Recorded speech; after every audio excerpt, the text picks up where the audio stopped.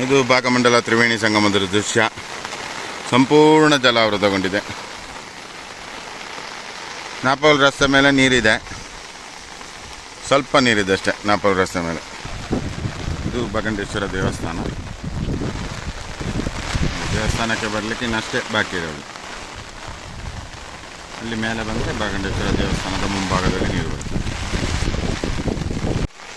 2 ದಿನಗಳಿಂದ ಬಿರುಸಾದ ಮಳೆಯಿಂದಾಗಿ ಭಾಗಮಂಡಲ ತ್ರಿವೇಣಿ ಸಂಗಮ ಭರ್ತಿಯಾಗಿದೆ.